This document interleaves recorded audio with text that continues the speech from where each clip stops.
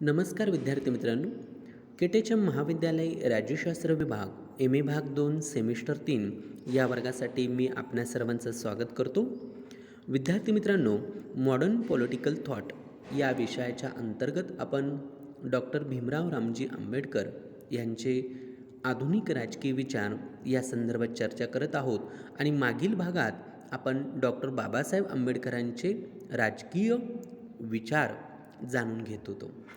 त्यातीलच एक महत्त्वपूर्ण भाग म्हणजे डॉक्टर बाबासाहेब आंबेडकरांचे राष्ट्र आणि राष्ट्रवाद विषयक विचार हे आपल्याला आजच्या भागात बघायचं आहे.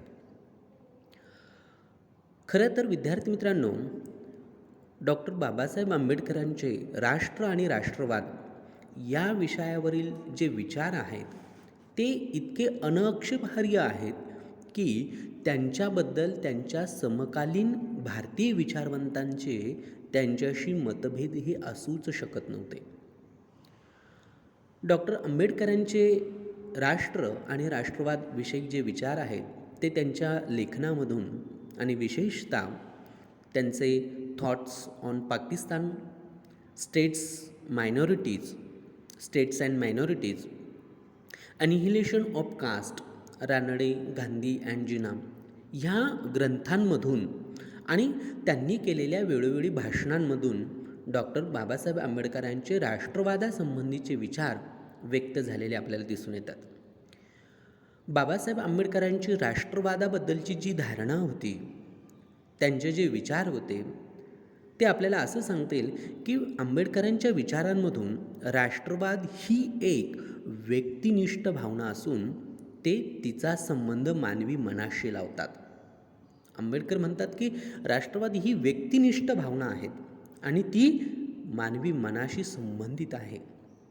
तिचं सामर्थ्य हे अगाध आहेत आणि तिची पाळेमुळं बळकट आहेत. म्हणजे राष्ट्रवाद ही मोठमोठली साम्राज्य देखील उलथून पाडू शकतो आणि कुणी कितीही प्रयत्न केला तरी तिचं उच्चाटन होणं अशक्यप्राय आहेत, असं आंबेडकर म्हणतात. पुढे जाऊन ते असंही म्हणतात की कुणी तिला म्हणजे राष्ट्रवादाला विवेकशून्य प्रवृत्ती म्हणू किंवा अगदी शुद्ध भ्रामक कल्पना म्हणू, परंतु एक सत्य उरतं ते म्हणजे ती एक अतिप्रबळ अशी शक्ती आहेत. आता आंबेडकरांनी हा संदर्भ का घेतला? कारण आपल्याला माहिती आहे कार्ल मार्क्ससारख्या विचारवंतांनी राष्ट्रवादाला भ्रामक कल्पना, विचारसरणीला भ्रामक कल्पना म्हटलेलं आहे. पण आंबेडकर म्हणतात आणि काहींना ती अगदी विवेकशून्य वाटत होती, काहींना ती भ्रामक वाटत होती, पण आंबेडकर म्हणतात की शेवटी एक सत्य नाकारू शकत नाही आपण, आणि ते म्हणजे की राष्ट्रवाद ही एक अतिप्रबल अशी एक शक्ती आहे. त्याचबरोबर आंबेडकरांचं असं म्हणणं होतं की मानवी इतिहासात जर आपण बघितलं तर राष्ट्रवादाने हाहाकार केलेला दिसून येतो. राष्ट्रवादामुळे प्रचंड हत्याकांड, रक्तपात घडून आलेले आहेत. पण त्याचबरोबर त्याने अनेक नव्या राष्ट्रांना जन्म देखील दिलेला आहे. अनेक राष्ट्रांचं स्वातंत्र्य सांभाळलं देखील आहे. म्हणजे आंबेडकरांचं म्हणणं असं होतं की राष्ट्रवाद ही केवळ विध्वंसक शक्ती नसून ती एक विधायक रचनात्मक शक्ती आहे. म्हणून आपण त्याच्याकडे नकारात्मक भूमिकेतून बघणं ही योग्य होणार नाही. ती एक बाजू ठरेल, पण त्या नकारात्मकतेबरोबर ती विध्वंसक शक्ती असूनही ती एक विधायक रचनात्मक शक्ती आहे, कारण तिने अनेक राष्ट्रांना जन्म दिलेला आहे, अनेक राष्ट्रांचं स्वातंत्र्य सांभाळलेलं आहे. म्हणून आंबेडकर म्हणतात की मानवाला त्या शक्तीने मोलाची शिकवण दिलेली आहे. ती शक्ती म्हणजे कोणती? राष्ट्रवादाची शक्ती. डॉक्टर बाबासाहेब आंबेडकरांच्या राष्ट्रवादाचा उगम जो आहे, त्यांच्या विचारांमध्ये ही जी संकल्पना जी अवतरित होते, प्रकट होते किंवा तिचा उगम होतो, तो कशातून होतो? तर तो गोरगरिबांबद्दल आणि दलित अस्पृश्यांबद्दल बाबासाहेबांना असलेल्या जो कळवळा होता त्या कळवळ्यातून त्याचा उदय होताना दिसतो. समान संधी व मानवी हक्क अनेक शतकांपासून नाकारले गेल्यामुळे मानवी अस्तित्वाला पारखे झालेले हे जे वर्ग आहेत, हे वर्ग जोपर्यंत या दास्यातून दारिद्र्यातून मुक्त होत नाही, ते मुक्त झाल्याखेरीज ह्या राष्ट्र जीवनाशी ते समरस होऊ शकणार नाही, अशी खात्री डॉक्टर बाबासाहेब आंबेडकरांना होती. आणि म्हणून तर ते ज्या गोलमेज परिषदा झाल्या, त्या तीनही गोलमेज परिषदांमध्ये बाबासाहेबांनी या उपेक्षितांचं अंतरंग उघड केलेले दिसून येतं. त्यांची स्थिती केवळ स्वातंत्र्य मिळून सुधारणार नाही, हे बाबासाहेबांना ठाऊक होतं. आणि म्हणूनच स्वातंत्र्याची एकतर्फी मागणी करणाऱ्या काँग्रेसच्या प्रयत्नांशी ते सहयोग देऊ शकले नाहीत. बरेच लोक बाबासाहेबांवर वेगवेगळ्या माध्यमातून टीका करतात की बाबासाहेबांना काही राजकीय स्वातंत्र्य नको होतं का, स्वातंत्र्य लढ्यामध्ये मग त्यांनी काँग्रेसला सहकार्य का केलं नाही. तर इथेच त्याचं उत्तर मिळतं आपल्याला. कारण आंबेडकरांची ही खात्री होती की ह्या राष्ट्राच्या उद्धारासाठी इथला जो दास्यात दारिद्र्यात जो वर्ग आहेत, त्यांचं ते त्यातून मुक्त होऊ शकत नाही तोपर्यंत या राष्ट्राशी ते समरसच होणार नाहीत. आणि म्हणून काँग्रेसची जी स्वातंत्र्याची मागणी आहे ती एकतर्फी आहेत. आणि म्हणून परकीय वर्चस्वाबरोबरच अंतर्गत छळाच्याही विरुद्ध डॉक्टर बाबासाहेबांनी आवाज उठवलेला आपल्याला दिसून येतो. डॉक्टर बाबासाहेब आंबेडकरांनी केवळ भारतीय स्वातंत्र्य चळवळीशी सहकार्य केलेलं नाही, याकरिता त्यांना परधार्जिनेपणाचा दोषारोप चिटकवणं हे त्यांच्यावर अन्यायकारक ठरेल. उलट परकीय राज्यकर्त्यांवर आंबेडकरांनी कठोर टीकास्त्र सोडलेले आहे, त्यांच्यावर सडकून अशी टीका केलेली आहेत. ते राज्यकर्ते स्वतःच्या अंगभूत मर्यादांमुळे भारतीय समाजात प्रवाहित असणाऱ्या अंतप्रवाहांचा वेध घेऊ शकत नाही आणि म्हणून त्यामुळे ह्या देशवासियांच्या आकांक्षाबद्दल, शिक्षणाबद्दल हे परकीय राज्यकर्ते औदासीन्य बाळगतात, असं आंबेडकर म्हणतात. बाबासाहेबांना या समाजात विषमता जाणवते. जमीनदार या देशाच्या रयतेचं करीत असलेलं शोषण दिसतं. तरी पण आपल्या आणि बाबासाहेब म्हणतात की मग ह्या गोष्टी ह्या परकीय राज्यकर्त्यांनाही दिसतात. पण परकीय राज्यकर्ते आपल्या स्वतःच्या सत्तेसाठी, स्वतःच्या सिंहासनाच्या स्थैर्यासाठी या दुःशासनांना हात लावायला ते तयार होत नाही, धजत नाही. आणि म्हणून हे जे राज्यकर्ते आहेत, हे अनुसूचित जाती जमातींना हक्क मिळवून देण्यासाठी उत्साहानं प्रयत्न करत नाही. या वर्गांना आपले किमान मानवी हक्क नाकारणाऱ्यांच्या विरुद्ध ते आपली सत्ता वापरत नाही. खरं तर ब्रिटिशांनी ठरवलं असतं तर ही विषमता ते रद्द करू शकले असते. इथले जे जमीनदार आहेत, जे शोषण करतात, ते थांबवू शकले असते.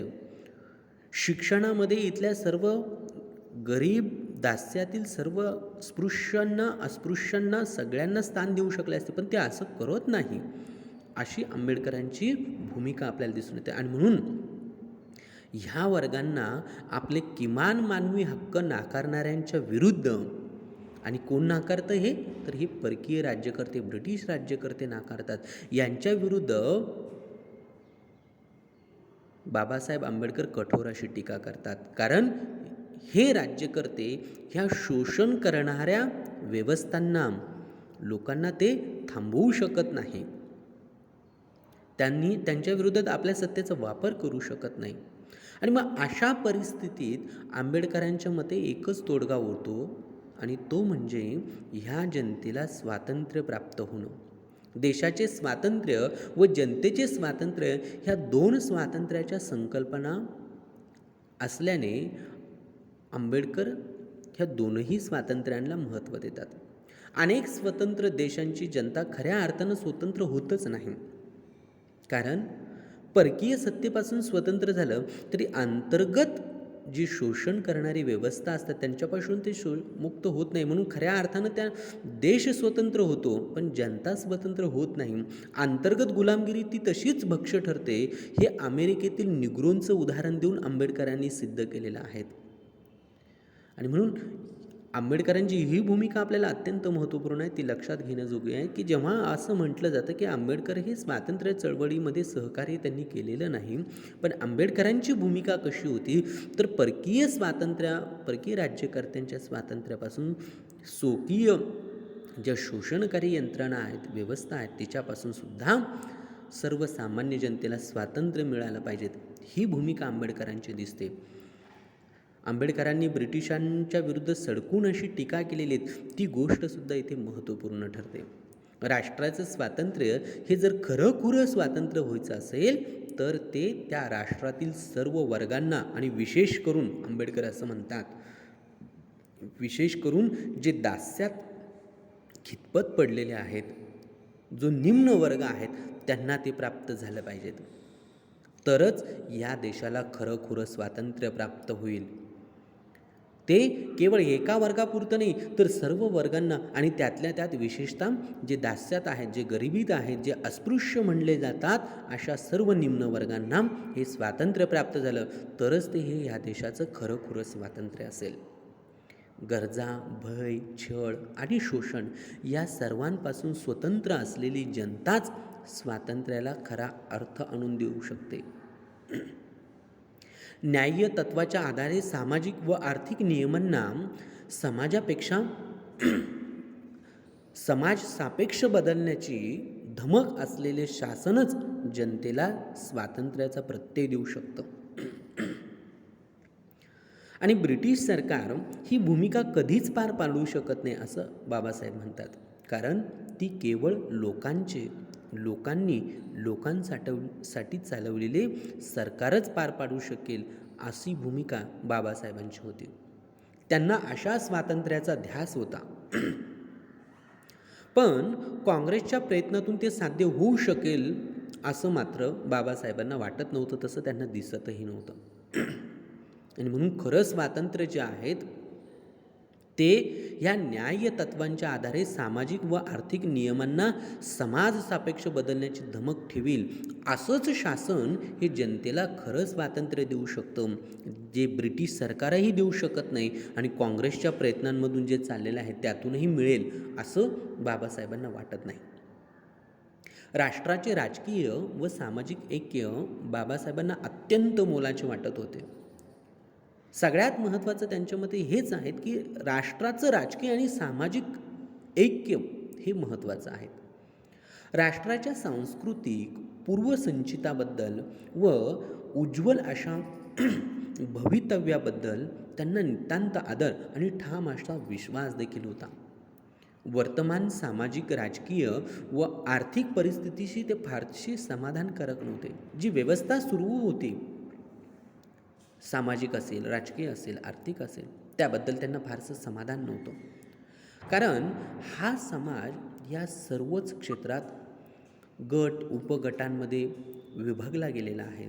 तरी पण योग्य त्या काळानंतर आणि उचित योग्य प्रयत्नानंतर ही परिस्थिती बदलू शकेल अशी खात्री बाबासाहेबांना होती. एक एकात्म राष्ट्र म्हणून हा देश जगासमोर क्वचितच उभा राहील असा आशावाद त्यांनी घटना समितीसमोर केलेल्या भाषणामध्ये व्यक्त केलेला आहे. कधीतरी तो उभा राहील, एकात्म राष्ट्र म्हणून उभा राहील आणि ती ह्या राष्ट्राची ताकद असेल. म्हणून राष्ट्र ऐक्याच्या या वाटचालीत पहिला अडथळा जर आंबेडकरांना वाटत असेल तर तो म्हणजे जातीयता. हा ह्या राष्ट्राच्या ऐक्यामध्ये, राष्ट्र ऐक्यामध्ये, राष्ट्राच्या राजकीय आणि सामाजिक ऐक्यामध्ये हा जातीयता सर्वात मोठा अडथळा आहे. राष्ट्र ऐक्य व सहजीवनातील आनंद या दोहांना जातीयता मारक ठरते. कारण संकुचितपणा, समाज विघातक वृत्ती यांची जोपासना ह्या जातीयतेतून केली जाते. म्हणजे आंबेडकरांनी त्या काळात सांगितलेला हा विचार आजही लागू ठरतो की जिथे जातीयता येते तिथे संकुचितपणा येतो आणि त्यातून समाज विघातक वृत्ती ही निर्माण होत असते. आणि म्हणून आंबेडकर म्हणतात की राष्ट्राच्या ऐक्यातला पहिला अडथळा जर काय असेल तर तो जातीयता आहे. कारण तो राष्ट्राच्या ऐक्यात आणि राष्ट्राच्या सहजीवनामध्ये हा जातीयता ही मारक ठरते, कारण ती संकुचितपणा, समाजविघातक वृत्तीची जोपासना करत असते. आणि म्हणून तर त्यांनी जातीय निर्मूलनाचा कार्यक्रम हाती घेतलेला आपल्याला दिसून येतो. एखाद्या गटाचे संरक्षण बेकायदेशीर व बळजबरीच्या मार्गाने करणं एवढंच त्याचं प्रयोजन असतं. मग सामाजिक प्रगती आणि राजकीय स्तरी या दोन्ही गोष्टी जातीयतेमुळे आणि जमातवादामुळे धोक्यात येऊ शकतात. त्याचबरोबर आंबेडकर असंही म्हणतात की फुटीरतावाद, प्रांतवाद, भाषावाद, जातीयता, जमातवाद या सर्वांच्या विरुद्ध त्यांनी एक युद्ध पुकारलेलं दिसून येतं. कारण हे सर्वच ह्या राष्ट्राच्या ऐक्याला, राष्ट्राच्या एकात्मतेला हे बाधक आहेत. जातीयतेने हा देश सामाजिक व राष्ट्रीयदृष्ट्या दुर्बल झालेला आहे असं त्यांचं निदान होतं. बाबासाहेब असं म्हणतात, पुढे एक ठिकाणी म्हणतात की सार्वजनिक वृत्तीला जातीयतेने ठार मारले आहे, सार्वजनिक सहृदयता तिने नष्ट केली आहे, लोकमत तिने अशक्य करून सोडलेले आहेत आणि सद्गुण आज जातीला चिटकला असून नीतिमत्ता जातीय भावनेने जखडून टाकली आहे. त्याचबरोबर गुणवंतांचे कौतुक नाही, सत्पत्रांबद्दल सहानुभूती नाही, गरजवंतांसाठी औदार्य नाही, औदार्य आहे पण त्याचा प्रारंभ आणि शेवटही जातीतच होतो, म्हणून सहानुभूती आहे पण ती अन्य जातींसाठी नाही, असं आंबेडकरांनी त्यांच्या शब्दात म्हटलेलं आहे. मग अशी ही जी जातीयता ही राष्ट्रवादाच्या विकासाच्या आड येते, याबद्दल त्यांच्या मते राष्ट्रीयत्व म्हणजे जातीय भावनेचा अभाव असला पाहिजे. बघा आंबेडकरांचा विचार किती व्यापक, विशाल आणि आधुनिक होता हे यातनं स्पष्ट होतं. आंबेडकर म्हणतात की राष्ट्रवादाच्या विकासाच्या आड येते जातीयता, याबद्दल त्यांच्या मते मग राष्ट्रीयत्व म्हणजे तर ह्या जातीय भावनेचा अभाव असला पाहिजेत. ती जातीय भावना नाहीशी झाली पाहिजेत. म्हणजे जात, वर्ण, संप्रदाय यांच्या विना सामाजिक बंधुता प्रत्यक्षात आणणं आणि त्या समाजात सुसंवाद निर्माण करणं म्हणजे राष्ट्रवाद, अशी आंबेडकरांची राष्ट्रवादाची व्याख्या होती. आंबेडकर राष्ट्रवाद कशाला म्हणतात की ह्या जातीय भावनेचा अभाव असणं, त्याचबरोबर जात, वर्ण, संप्रदाय यांच्या विना सामाजिक बंधुता प्रत्यक्षात आणणं आणि समाजात सुसंवाद निर्माण करणं म्हणजे राष्ट्रवाद होय. डॉक्टर बाबासाहेब आंबेडकरांना अभिप्रेत असलेले राष्ट्र ऐक्य हे केवळ राजकीय ऐक्य नव्हतं, तर आत्मिक व सांस्कृतिक स्वरूपाचं ऐक्य त्यांना हवं होतं. बाबासाहेबांच्या मते व्यक्तिंच्या मनांच्या युतीतून आकारास येणारं हे सामाजिक ऐक्य त्यांना हवं होतं. भ्रातृभावाच्या प्रखर भावनेने परस्परांबद्दल झालेला लोकसमुदाय अशी त्यांची राष्ट्राची व्याख्या असल्याचं दिसतं. आर्थिक स्तर आणि सामाजिक उतरंड यामुळं पडणाऱ्या भेदभावांना अशा राष्ट्रात स्थान असूच शकत नाही. ऐक्याची भावना त्या सर्व तफावतींवर मात करीत असते. जगातील इतर राष्ट्रांहून आपण निराळे आहोत अशा जाणिवेतून हा भातृभाव, बंधुत्वाची भाव बळावत जातो. पण असं असलं तरी डॉक्टर बाबासाहेब आंबेडकरांना राष्ट्रवादाचे आक्रमक आणि जुलूमशाहीचं स्वरूप मात्र मान्य नव्हतं. एका बाजूला ते राष्ट्रवाद मान्य करतात, कोणत्या अर्थानं तर ते राष्ट्र ऐक्याच्या दृष्टिकोनातून, आणि तो कसा आत्मिक सांस्कृतिक स्वरूपाचा, ज्यामध्ये सामाजिक ऐक्य आकार असेल, ज्यामध्ये बंधुत्व भावाच्या आधारे लोकसमुदाय निर्माण होईल, जिथे आर्थिक आणि सामाजिक उतरंडीचे जे पडणारे जे भेदभाव आहेत ते त्या राष्ट्रात नसेल, असा राष्ट्रवाद. पण आक्रमक स्वरूपाचा आणि जुलूमशाहीचा राष्ट्रवाद त्यांना मान्य नाही.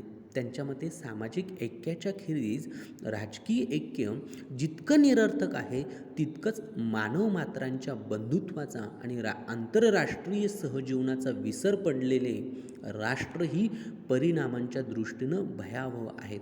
आणि आज आपण बघतो जगात काय चाललेलं आहे, नाही का. आंबेडकरांचा हा विचार अत्यंत आधुनिक आहे. ते म्हणतात की सामाजिक ऐक्याच्या खेरीज राजकीय ऐक्य हे निरुपयोगी ठरेल, ते निरर्थक आहेत. तसंच मानव मात्राच्या बंधुत्वाचा त्यांनी विचार मांडलेला आहे. आणि ह्या मानव मात्राच्या बंधुत्वाचा जर आणि आंतरराष्ट्रीय सहजीवनाचा जर विसर पडला तर ते राष्ट्र हे परिणामांच्या दृष्टीनं भयावह ठरेल, घातक ठरेल. आपण मग आता चीनची आणि उत्तर कोरियासारख्या राष्ट्रांची उदाहरणं घेऊ शकतो की जिथे मानव मात्रांच्या बंधुत्वाचा, मानवतेचा अभाव आहे, जिथे आंतरराष्ट्रीय सहजीवनाचा अभाव आहे. म्हणजे आंबेडकरांची बंधुत्व राष्ट्राच्या पलीकडे जाऊन आंतरराष्ट्रीयत्व आणि संबंध मानवजातीच्या विकासाचे, कल्याणाचं आणि त्यांचा विचार ठेवून असलेले दिसून येते. त्याचबरोबर आंतरराष्ट्रीय क्षेत्रातील आक्रमकता तर सोडाच हो, पण डॉक्टर बाबासाहेब आंबेडकरांना अंतर्गत राजकारणातही आंदोलनांचा आणि चळवळींचे मार्ग त्यांना त्याज्य वाटतात. आंतरराष्ट्रीय स्तरावरची आक्रमकता, युद्धखोरी, प्रखरता, जुलूमशाही हे तर मान्य नव्हतंच, पण देशांतर्गत सुद्धा आंबेडकर म्हणतात की ही जी आंदोलनं, चळवळी आहेत हे सुद्धा नको आहेत, ते सुद्धा त्यांना त्याज्य वाटतात. आणि म्हणूनच गांधीजींच्या चळवळींना आंबेडकरांनी विरोध करण्यामागची जी भूमिका होती ती ही होती की चळवळी जे वाईट पायंडे पाडतात ते पाडून ठेवतात आणि ते लवकर मिटवता येत नाही, असं आंबेडकर म्हणतात.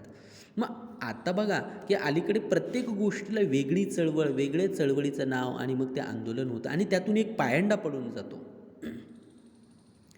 वेगवेगळ्या कारणांसाठी लोक हे पायंडे पाडतात आणि मग आंबेडकर म्हणतात की हे आंदोलनं, चळवळी हे पायंडे पडल्यानंतर ते मिटवता येत नाही. मग एका समाजाला दिलं का दुसरा समाज, दुसऱ्या समाजाला तिसरा समाज.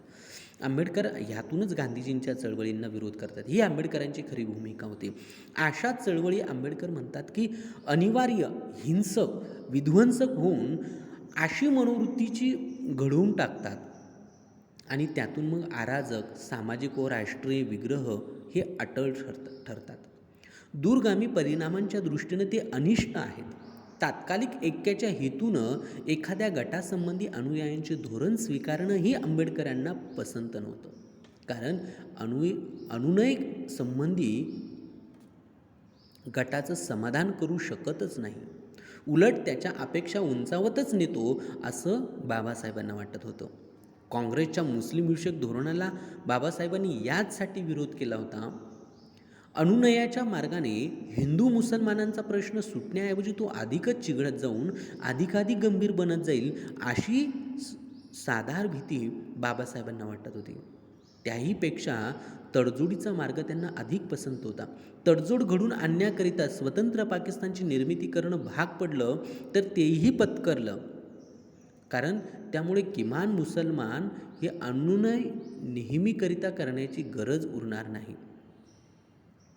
आणि म्हणून सर्वांनी पाकिस्तानचेही स्वागत करायला तयार राहिलं पाहिजेत अशी भूमिका, असं मत बाबासाहेबांनी मांडलेलं आपल्याला दिसून येतं. भारत हे एक बहुभाषिक राष्ट्र आहे आणि त्यामुळे राष्ट्रीय एकात्मतेचे स्वप्न साकार होण्यास एक अडचण निर्माण होते याची जाणीव बाबासाहेबांना होती. तरी पण भारताच्या सांस्कृतिक ऐक्यावर त्यांची अढळ अशी श्रद्धा होती. भाषिक विविधता राष्ट्रवादाचा विकास अडवून ठेवू शकत नाही हे गृहीत धरूनच बाबासाहेबांना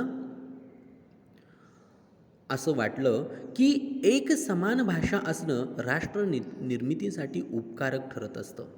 आणि म्हणूनच सर्व भारतीयांना जर एकत्र होऊन एक समान संस्कृती उभारायची असेल तर त्यांनी हिंदी ही आपली भाषा म्हणून अंगीकारणं हे त्यांचं कर्तव्य कर्म आहेत, अशी भूमिका बाबासाहेब घेताना दिसतात.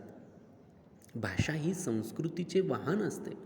समान भाषेतून समान संस्कृती साकार झाल्यास या देशातील सांस्कृतिक व वांशिक संघर्षही विलय पावू शकतील असा विश्वास त्यांना होता. राष्ट्रऐक्य व राष्ट्रवाद या उभयतांचा समान भाषा हा मुख्य आधार ठरू शकतो असा विश्वास त्यांना होता. बाबासाहेबांचा राष्ट्रवाद हा अत्यंत धर्मनिरपेक्ष, पुरोगामी, बुद्धिप्रामाण्यवादी असल्याचं दिसून येतो. परकीय राजवटी इतकेच भारतीय सनातनी कट्टरपणाला देखील त्यांनी विरोध केलेला आहे, त्यांनी त्याला धारेवर धरलेलं दिसून येतं. प्राचीन भारतीय परंपरांचे पुनरुज्जीवन राष्ट्रवादाच्या नावाने करणे त्यांना नामंजूर होतं. देशाच्या भूतकालाबद्दल योग्य तो अभिमान बाळगूनही इथल्या सर्वच जुन्या गोष्टींना सोन्याचं मूल्य देण्याइतपत अति त्याचा गौरव करणं त्यांना मान्य नव्हतं. अतिरेकी राष्ट्रवादास ते प्रतिकूल होते, कारण असा राष्ट्रवाद सहजासहजी अविवेकी होऊन असहिष्णुतेस जन्म देतो हे त्यांना माहिती होतं. आणि म्हणूनच तो मानवी कल्याणाचं साधन होऊ शकत नाही अतिरेकी राष्ट्रवाद, अशी बाबासाहेबांची ही विचारसरणी होती.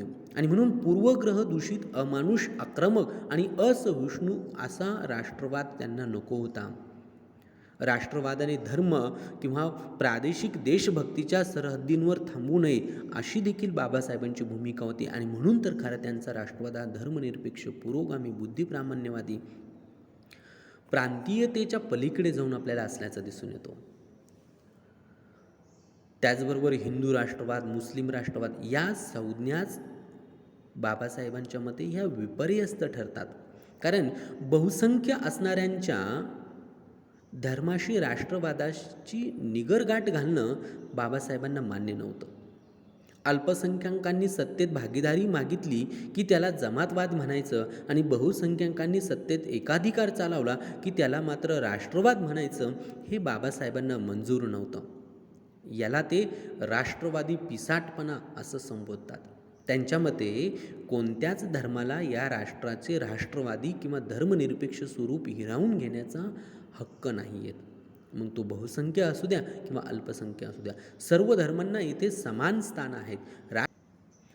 बाबासाहेब असंही म्हणतात की अल्पसंख्याकांनी सत्तेत भागीदारी मागितली की त्याला जमातवाद म्हणू नका, आणि बहुसंख्याकांनी सत्तेत भागीदारी मागितली तर मात्र त्याला राष्ट्रवाद म्हणू नका, कारण अशा स्वरूपाचा राष्ट्रवादी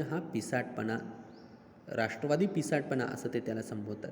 त्यांच्या मते कोणत्याच धर्माला या राष्ट्राचे राष्ट्रवादी व धर्मनिरपेक्ष स्वरूप हिरावून घेण्याचा हक्क नाही आहे. सर्व धर्मांना येथे समान स्थान आहे. राष्ट्रभक्तीच्या व राष्ट्रवादाच्या नावाने दहशतवादी हालचाली करणं, व्यक्तिपूजेचे देव्हारे माजवणं आणि गुलामगिरीला या न त्या प्रकारे टिकून ठेवणं, ह्या गोष्टींना बाबासाहेबांनी प्रखर असा विरोध केलेला आपल्याला दिसून येतो. विद्यार्थी मित्रांनो, बाबासाहेबांचे हे जे राष्ट्र आणि राष्ट्रवादविषयक जे विचार आहेत ते आधुनिक आहेत. समकालीन विचारांमध्ये ते अग्रगण्य असे असलेले विचार आपल्याला म्हणून सांगता येतील. त्यांचे हे विचार उदात्त स्वरूपाचे विचार आपल्याला असल्याचं दिसून येतं. म्हणून आजच्या भागामध्ये आपण बाबासाहेबांचे असलेले राष्ट्र आणि राष्ट्रवाद असलेले विचार याची माहिती जाणून घेतली. पुढील भागामध्ये यालाच लागून असलेल्या डॉक्टर बाबासाहेब आंबेडकरांच्या विचारांमधील लोकशाहीची संकल्पना काय होती ती आपण जाणून घेऊया. तोपर्यंत थांबूया. सर्वांचे धन्यवाद.